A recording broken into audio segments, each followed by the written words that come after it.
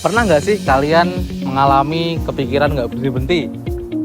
Mikirin masalah yang tanpa solusi, mikirin masalah dari berita yang kalian baca. Kalau pernah, kalian lagi ngalami yang namanya overthinking.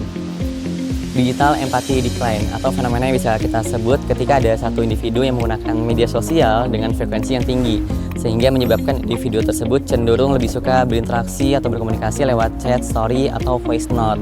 Akibatnya kemampuan mereka atau kemampuan individu tersebut dalam memahami perasaan orang lain atau membaca ekspresi yang biasa kita sebut dengan empati itu menurun.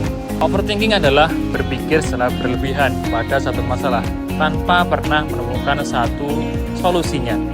Nah, ini sering dipicu oleh ketidakpastian dan kecemasan.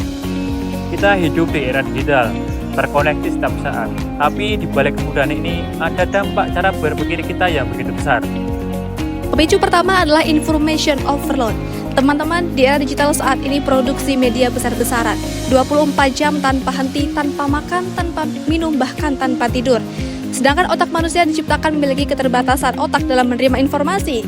Lalu adanya pro dan kontra sebuah media membuat kita berpikir terus-menerus, membuat kita rumination atau berpikir overthinking berkepanjangan. Belum lagi ada yang misinformasi dan disinformasi, hoax, dan sebuah berita yang belum bisa ditanggungjawabkan kebenarannya membuat overthinking itu terus-menerus menjadi lebih besar. Pemicu kedua, misinformasi dan disinformasi. Informasi yang salah, baik sengaja maupun nggak disengaja. Ketidakpastian ini bikin kita terus mikirin apa yang bakalan terjadi atau bakalan nggak terjadi. Ini bikin kita sering was-was. Pemicu yang ketiga yaitu perbandingan sosial. Medsos sering jadi panggung kehidupan terbaik. Nah, membandingkan diri dengan sempurnanya media online itu memicu kita terjadinya keirian dan FOMO. Bayangin faktor-faktor tadi ketemu kita di masa pandemi dulu. Kita jadi bergantung banget sama media online buat dapetin informasi yang kita butuhin. Jadinya kita malah jadi misinformasi. Dampaknya nyata banget.